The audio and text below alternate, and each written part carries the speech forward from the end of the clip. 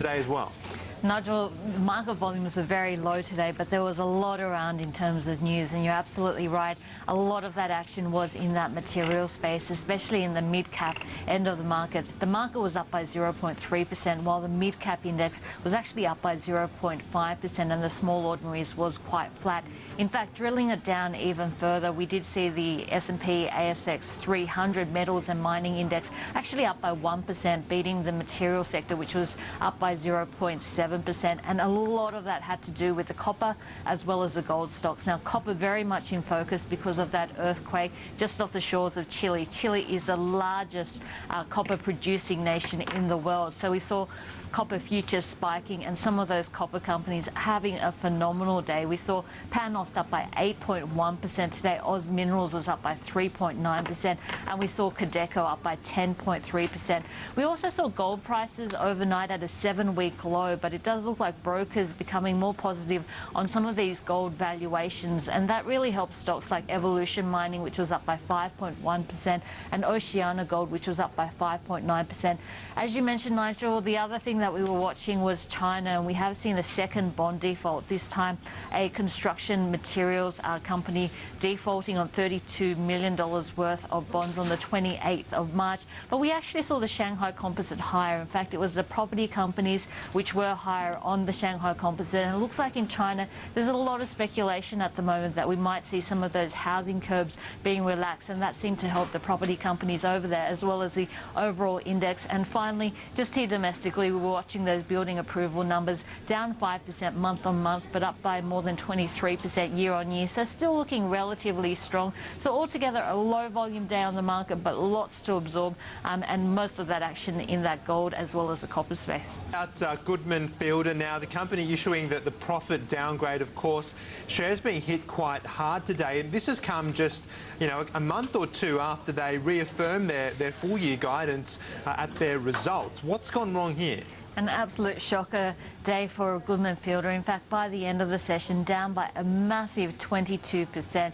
And if we have a look at Goodman Fielder and what it's grappling with, we know that the supermarket wars, Coles and Woolies, very strong at the moment. They're trying to compete in terms of the generic brands, and that's really driving down prices. So even in areas where Goodman Fielder has been quite strong, for example, their baking division, which was a highlight during the half-year numbers, we saw volumes going up, but prices coming down. So those prices coming down really of a concern. We've also seen raw milk prices rising, and in fact, if you have a look at some of the US dairy producers, they've been making record profits, and that demand coming through mostly from China is really boosting raw commodity prices, especially raw milk prices as well as wheat prices, and that's having an impact in terms of the dairy division.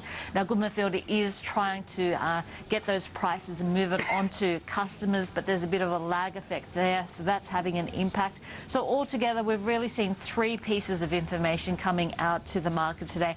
First of all is the profit downgrade. They expect to see earnings 10 to 15% lower than consensus, which stood at $180 million. Secondly, expecting more write-downs in the second half. And over the last 3 years, we've already seen more than $250 million associated with restructure costs, losses from underperforming asset sales, as well as asset impairment. So it looks like more on the way there. And then in terms of their cost program as well, it looks like about $10 to $15 million worth of cost savings, which were due in the current financial year, and they were aiming for $32 million worth of cost savings, will now be delayed until the next financial year. They are still going to try and accelerate their cost savings program, mostly through headcount in that fourth quarter, but that's also a negative there as well. So more bad news for Goodman Fielder. I guess looking forward, it's going to be all about cost control and buckling down the hatches in what's a very difficult time, waiting for the milk price rises that they will be moving on to customers to hit their books. But for the time being, I mean, a share price reaction where we saw a loss of 22% on the day, that's huge. And Julia, just lastly, Noni B hitting a 2-year low. We're seeing a pretty bad day for Noni B shares, and really this shows us what's happening in terms of the retailing space. Some of those specialty retailers like adventure retailer Kathmandu's doing very well, or if we have a look at some of those retailers which are exposed to housing like JB Hi-Fi, Harvey Norman are doing well, but retailers are doing it tough, especially clothing retailers. And Noni B's come out with an announcement today around its March quarter, just showing that. Now for the half year, we actually saw sales on a comparable basis down by 3.9%. We've now seen an update for the next quarter, the March quarter, and sales actually down by a massive 11%. Now part of that is because Noni B has tried to stop discounting in the quarter to help their margins, and of course that's led to less sales. So it does look like customers, when they are shopping for clothing, they have gotten used to the big discounts out there. To try and counteract that big drop-off that we've seen in sales, Noni B in the fourth quarter of their financial year are going to be doing a lot more discounting, a lot more promotions to try and stimulate that sales activity. But altogether, I guess a really difficult time for Noni B. One of the other things that we're watching is that about 30% of their store leases expire within the current calendar year. So we're hoping for lower rents there, and I think we're going to also see store closures in this particular instance as well. But the stock at 2-year lows, down by a massive 11% today.